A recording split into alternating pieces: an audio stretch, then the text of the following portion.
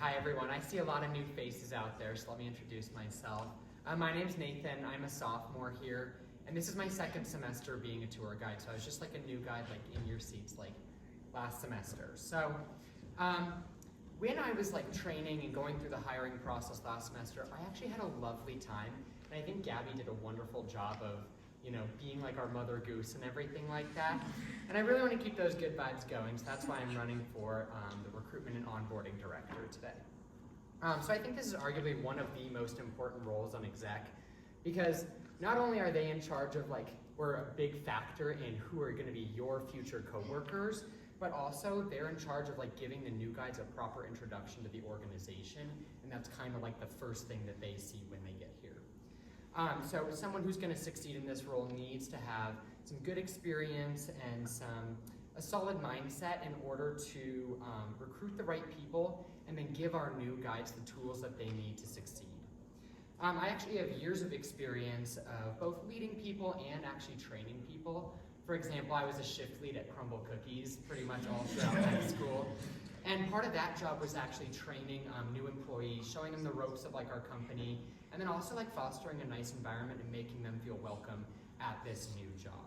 So something else I had to do in that role was also managing a shift of about a dozen people or so at a given time, making sure that they're keeping up on their tasks and they're not falling behind, which is going to be really important for training new guides, making sure that they're going out on all the shadow tours that they need to, and they're keeping up with what they need to do in order to become an official guide. So I kind of have experience in that, and I'm excited to bring that to this role here. Also on campus, right now, I'm also in LA, so I teach physics classes, which means I've kept up with my managerial practices and everything, leading students through class.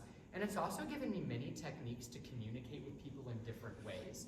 So I have learned ways to communicate with people in a whole bunch of different styles to accommodate however people want to talk the best, so that no one's kind of feeling left behind or confused or isolated in the organization due to a lack of communication. So something else that I think is huge in this role is obviously welcoming the new guides and giving them tools to succeed. Being a friendly face in the office, and then also providing a safe space for any new guides or older guides to come in and chat if they're having any problems on tour or anything in life, to just come in and talk and have that support system, I think is a big part of this role, which I think I can provide pretty well. Let's see. I also have seen this process really recently from the other side of things, because I just went through it last semester, so I think that I bring a fresh perspective on what we can do to improve here. And something that I really want to focus on is reaching out to different parts of the CU community, because obviously we are the face of this school for all the prospective families that are looking here, and I think the student, the organization here should represent the student body of CU. So I really want to expand our recruitment all across campus to reach out to groups of people who maybe haven't even heard of ambassadors, and invite them here to find their community here and have them represent their community to any prospective families. Yeah, and that can look like putting advertisements around on different parts of campus that hasn't really been tapped by ambassadors. I've really only seen us kind of hang out in the UMC, so reaching out to other parts where maybe other people hang out, because not everyone roams through the UMC, and stuff like that, to really reach out to new people and bring them into this organization. But ultimately, I want to ensure that every new guide has the same welcoming and supportive experience that I had, and that they feel confident and excited to give tours and represent CU. So yeah, that's why I think I should do it.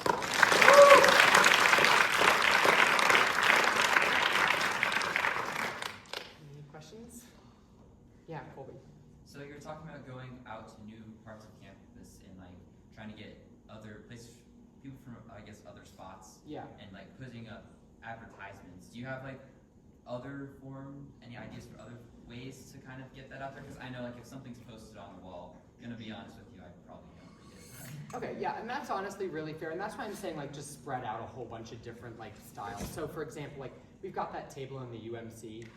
Love y'all, but I'm personally not going to come up and chat with you and everything like that.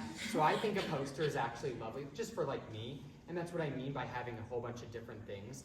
I also think that if you reach out to the right organizations, for example, we've got a lot of Greek life on campus that's specific for like people of color or like kind of more diverse groups. So if we reach out and kind of bring our, just like let them know that we exist and everything, that's a good way to reach out to other communities and kind of increase diversity within the organization. Yeah, Gabby. How would you manage, like when you're training these new guys, if the new guys maybe have like a different learning style than just shadow tours? What are maybe some ideas that you could do with them? Yeah, absolutely. And that's kind of something that I handle in my LA position when I'm teaching students, like a whole bunch of different, like you have to kind of approach the topic with a bunch of different, you know, mindsets. And I think the biggest thing is just being open to like listening to those new guides who maybe are not learning through the shadow tours and being like, okay, what would be the best way that I can support you? And then kind of, you know, making it more personal to them rather than just being like, I'm like on exec, you know, and you gotta like report to me, kind of just like having a more community where they can come chat with me if they need any special support and I'd be there for them. Erin? Between hiring new guides, onboarding them, and like the interview process, that tends to be very like demanding in terms of time. Yeah. As a student and someone who has, I'm sure, a life outside of student masters, what would kind of be your plan to balance those two while still like getting everything done and meeting deadlines? Yeah. So right now, actually this semester, I have a pretty gnarly schedule. I'm taking a whole bunch of classes, working 2 jobs, I'm like on a club team. So like, I am very familiar with handling a whole bunch on my plate, and I'm taking a step back from my other job. I'm taking a step back from volleyball, so I've got a lot of free time, and I'm looking for something to fill that with. So, yeah.